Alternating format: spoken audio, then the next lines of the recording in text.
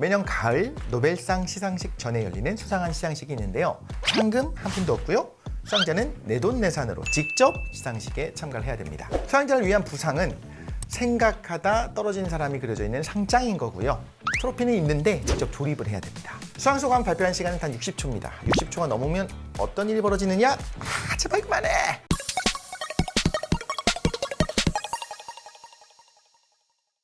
안녕하세요. 과학 커뮤니케이터 루시입니다. 이미 과학에 관심이 있는 많은 분들이 아시겠지만 이 괴짜들의 노벨상이라 부르는 이그 노벨상 올해도 수상작이 나왔고요. 그래서 이 부분에 대해서 간단하게 한번 다뤄보려고 합니다. 우리가 하나 알고 가야 되는 것이 사실 이그 노벨상은 의미 없는 연구, 웃기지만 바보 같은 사람들 연구가 아닙니다. 이건 의미가 있는 상이에요. 91년 미국 하버드대에서 유머과학 잡지로 있을 법하지 않은 연구 회보가 있는데 여기 안에서 사람들이 일단은 웃고 난 다음에 생각하게 하는 연구를 주제로 발간을 하게 됐고 여기에 맞춰서 이제 이그 노벨상을 수상하게 되는 겁니다.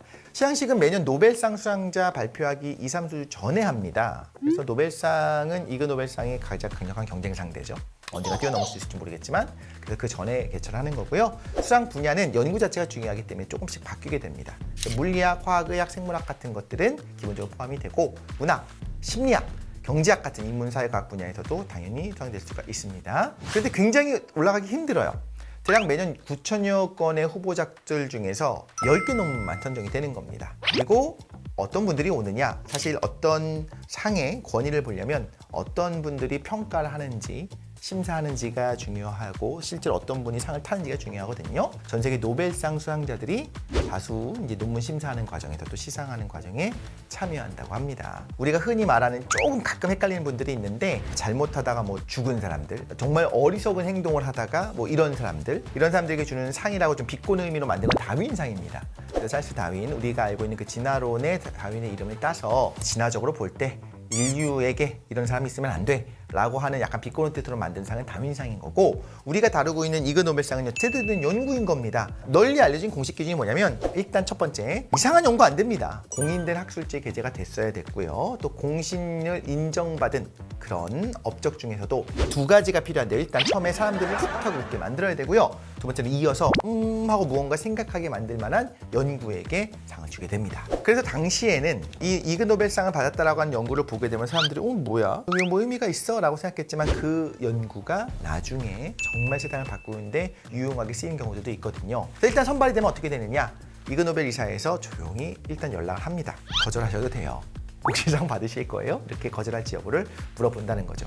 수상하겠다. 너무 좋습니다. 라고 하게 되면 이제 시상식에 참여는 자비로 하는 겁니다. 자비량 수상입니다. 자, 이 분위기가 어떻게 되냐? 이것도 정말 재밌고 유쾌합니다. 그래서 이제는 계속 기사화가 되고 있는 것 같아요.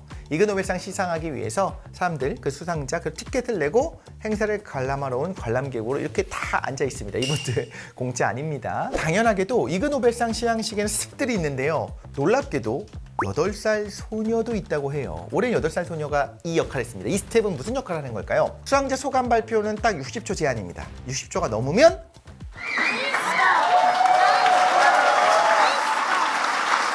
그만 좀 하세요. 제발 그만해. 소리를 삑 지르는 겁니다. 11회 시상식에서 놀라운 일이 일어났는데요. 두 과학자들이 이그 노벨 시상식 중에 갑자기 결혼식을 거행을 했습니다. 결혼식 하는데 걸린 시간 아까 말한 것처럼 60초 넘으면 제발 그만하세요.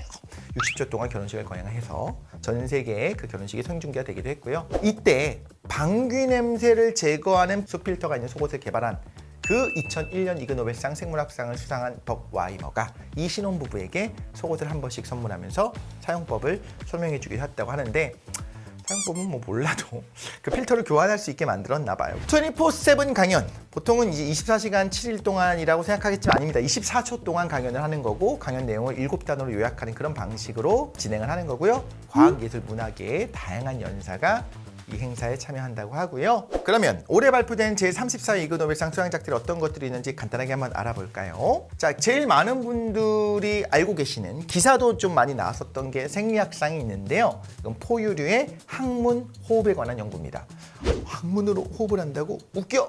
해서 이제 풋 하고 터져야 되는데 저는 그런 생각이 들었어요. 제 주변의 분들한테도 여쭤보면 이게 웃긴가? 웃기지 않아요. 코로나19 팬데믹 당시에 자가호흡이 어려운 환자들을 위해서 폐가 아닌 다른 방식으로도 부족한 산소를 조금 넣을 수 있을까 라는 것을 이제 연구하는 과정에서 미꾸라지 같은 일부 동물의 장을 이용해서 숨 쉴 수 있는 거를 가지고 생각을 한 거죠. 그러니까 피부호흡이 된다, 양서류들이 그런 걸 한다라고 하는 것처럼 또 장에서 흡수되는 것들, 예를 들면 수분 같은 경우에는 장에서 많이 흡수가 되잖아요. 그 직장의 표면에서도 산소 호흡이 가능한가, 그러니까 산소 흡수가 가능한가를 본 거니까 제가 볼 땐 이게 정말 어떻게 보면 이그 노벨상 수상 기준에 적합하다. 사실 이제 웃는 거는 비웃는 거랑 다른 겁니다. 흥미롭고 신기하고 재미있는 이런 연구들을 제대로 했는데 사실 그 연구의 결과 혹은 연구했던 이유들이 전부 다 고개를 끄덕일 만한 부분들이 있었다는 거죠. 자, 또 여러 가지 연구들이 있는데요. 쭉 한번 훑어보면요. 자, 평화상. 비둘기 유도 미사일을 연구했었던 고 스키너 박사의 연구가 평화상을 받았는데요. 자, 스키너는 워낙 유명하죠. 그러니까 파블로프의 개처럼 스키너의 상자로 유명한 그 미국의 심리학자로 어떻게 보면 대중들에게 굉장히 유명한 심리학자입니다. 이분이 어떤 연구를 했냐면요. 2차 세계대전 당시입니다. 비둘기 프로젝트라고 하는 걸 제안을 했어요. 이분이 뭘 했냐면 미드웨이 보셨죠? 거길 보면 태평양 전쟁 당시 미국에서 위에서 포탄을 떨어뜨려야 되는 겁니다. 그래서 이제 대함 포탄 커다란 엄청 큰 포탄을 떨어뜨려야 됩니다. 근데 그게 날아가면서 내가 포탄을 딱 떨어뜨렸을 때 띵 하고 떨어지겠죠? 그래서 여기에 떨어졌을 때 여기에 있는 선박을, 여기 있는 군함을, 적군을 맞추기는 대단히 어렵습니다. 그러겠죠? 난 앞으로 지나가는데 포탄을 떨어뜨려서 쭉 가서 떨어져서 그동안 이 배가 그 자리에 있겠습니까? 움직이겠죠. 근데 이제 스키너가 생각했던 건 이런 겁니다. 항법 시스템이 있으면 좋겠다. 그래서 그때 썼던 방식은 뭐였냐면 급강하 폭격을 하는 겁니다. 폭격을 하기 위해서 높은 데서 거의 수직으로 떨어지는, 90도로 떨어지면서, 자, 여기 상대 배예요. 거의 수직으로 떨어뜨리다가 이때 포탄을 딱 놓는 겁니다. 그럼 포탄은 그대로 위에서 아래로 직격하면서 떨어지는 거고 속도도 빠를 것이고, 이 경우에는 위에서 아래로 떨어뜨리는 거랑 이렇게 던져가지고 저쪽에 있는 배를 맞추는 거랑은 굉장히 차이가 많이 나잖아요. 그래서 그때 베테랑 조종사들이 전부 다 폭격을 하는 방법이 이 급강하 폭격을 쓰는 거예요. 그런데 그때 만약에 이거 목숨을 거는 것도 있고 굉장히 위험성도 큰 방법이기도 했겠죠. 왜냐하면 배 근처까지 가야 되잖아요. 보통은 격추가 어렵긴 하지만 어쨌든 배에서도 그 위를 보고서 계속적으로 대공포를 쏠 거 아닙니까? 레이더 유도를 하면 제일 좋겠지만 뭐 그때는 그런 게 없었고, 그럼 어떻게 유도를 할 것이냐? 비둘기를 쓰면 되겠네. 스크린을 딱 봤더니 어떤 배의 실루엣이 있어요. 그럼 그쪽을 쪼개 만드는 겁니다. 저쪽에 어떤 군함 모형이 있으면 그 부분을 쪼개 하고 그러면 보상으로 먹이가 나와요. 그러면 배의 모양을 쪼면 되는구나라는 것이 조건반사가 형성이 되겠죠? 그럼 실전에 가서 유도 폭탄을 떨어뜨립니다. 그래서 어떤 유도를 비둘기를 이용해서 가게 하면 어떨까? 라는 방식을 제안을 한 겁니다. 그런데 사실 스키너의 경우에는, 스키너 박사님은 90년에 작고하셨지만 노벨상과 다르게 이그 노벨상은 사후에도 수상이 가능하기 때문에 이번에 수상 받으면서 다시 한번 그의 연구가 세상에 좀 알려지게 된 그런 계기가 되기도 했습니다. 인구학상을 받은 분은요, 100살 이상 장수했다고 하는 그 노인의 통계의 허구성을 연구했었던 여고 옥스퍼드대의 사울 뉴먼 박사가 받게 됐습니다. 그래서 굉장히 오래 사신 분들이 있다라고 하는 분들의 그 인구들을 추적했는데 실제로는 출생증명서가 없더라. 다 그렇다는 건 절대 아닙니다. 허구성은 있을 수 있다는 겁니다. 그리고 돌아가셨는데 그러면 안 되지만 돌아가신 거를 말을 안 하면 계속 연금이 나오겠죠. 통계 허구를 기발한 방식으로 풍자한 사례인 거고요. 그럴듯하죠. 여기서는 흥미롭고 재미있다 싶지만 이것이 사회 문제로도 될 수 있다는 게 느껴지잖아요. 이게 바로 이그 노벨상의 순 역할이라는 생각이 듭니다. 자, 의학상은요. 그럴듯해요. 이것도. 가짜 약의 부작용이 오히려 환자에게 어떤 영향을 미치는지 연구를 한 건데요. 먹었는데 아무렇지도 않아. 그거보다는 먹었는데 막 두드러기라도 나고 뭔가 이 약은 약이라는 거잖아요. 그냥 비타민은 아니라는 거잖아요. 이럴 때 효과적인 부분들이 있을 수 있다는 겁니다. 그럴듯하죠. 그렇죠? 우리가 약을 먹었는데 너무 괜찮은 것보다 속이 약간 쓰려야 뭔가 효과가 있는 것 같아 라는 생각이 들기도 합니다. 통계학상은 좀 의미가 있는 생각이 드는데요. 동전 던지기를 합니다. 탁 하고 던져서 드르르 하고 돌지 않겠습니까? 자, 이런 동전 던지기를 할 때 과연 정확하게 5대 5일까? 자, 이건 던지는 방향에 따라 다를 거고 던지는 어떤 형태에 따라 다르겠습니다만 처음과 같은 방향으로 떨어질 가능성이 조금이라도 높다라고 하는 미국의 통계학자가 제시한 가설에 대해서 상을 주게 된 건데요. 위로 던져졌을 때 축이 흔들리는 세차 운동을 하면서 처음 위를 향한 면이 조금이라도 더 오랫동안 공중에 머물게 되면 확률적으로 떨어졌을 때 그 면이 가능성이 높아진다는 걸 얘기하는 건데 그것도 어떻게 던지냐에 따라 다르겠죠. 어쨌든 간에 보통 예측을 할 때는 진짜 5대 5, 50대 50이 아니라 조금이라도 높아도 한 51%라도 되지 않을까라는, 정말 똑같지는 않지 않을까. 왜냐면 처음부터 한쪽을 위로 올린 상태에서 던지잖아요. 그 영향을 주지 않을까라고 생각했는데 그거를 뒷받침한다는 평가를 받은 연구가 된 겁니다. 자, 그럼 이 연구를 여러분이 할 겁니다. 어떻게 하시겠습니까? 48명의 실험 참가자를 이렇게 딱 모집을 합니다. 그래서 46가지 동전으로 48명을 불러놓고 46가지를 던졌는지, 몇 번 던졌는가? 35만 757번을 실제로 던집니다. 그래서 같은 면으로 떨어질 확률이 17만 8078번이 나왔습니다. 평균 50.8%. 아까 말했던 51%랑 거의 비슷하죠?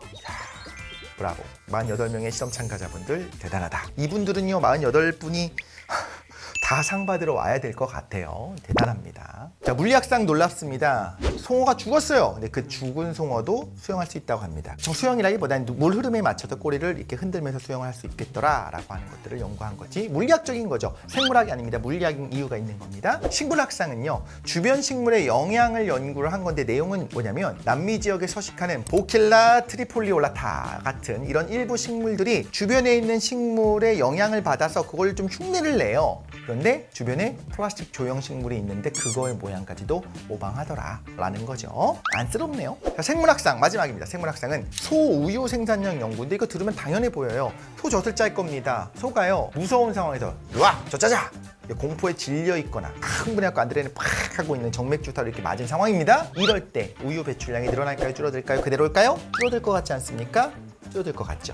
자, 그래서 우유 배출이라고 하는 건 조건 반사의 결과인데 신경계에서 영향도 받고 제어된다는 걸 알 수 있는데 당연해 보이잖아요. 1940년에 발표된 것이기 때문에 그렇습니다. 자, 이런 부분도 생물학상을 받았다 합니다. 우리나라는 사실 과학 분야 노벨상과 인연이 아직까지는 이어지지 않았죠. 그렇지만 이그노벨상 수상자는 5명이나 배출을 했다고 합니다. 이그노벨상 수상자분들을 보면, 한국 분들을 보면 어떤 분들은 제가 봐도 이건 너무 대단하다, 언론에 많이 알려진 분들도 있고 어쨌든 상 받을 만한 부분이 있긴 있구나 싶은 분들도 있거든요. 이제 흥미로운 부분들이 있어서 좀 알아보셔도 재밌을 것 같습니다. 자, 이그노벨상의 창시자인 마크 에이브러햄이 멋진 연구를 몰라주는 세상, 너무하다. 그래서 이 상을 만들었다고 하는데요. 실제로 이그노벨상을 수상했던 영국 맨체스터 대학의 앤드레 가임이 이그노벨상을 수상한 10년 후에 노벨상을 수상하기도 했습니다. 그 아이디어, 그 번뜩 있는 아이디어가 노벨상을 받게 될 거라고, 그 이그노벨상을 받을 때 상상이나 했겠습니까?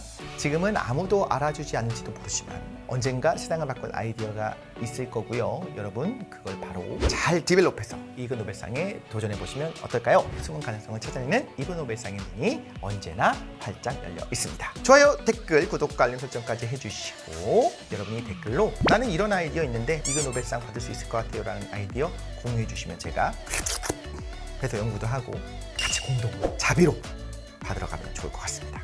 감사합니다.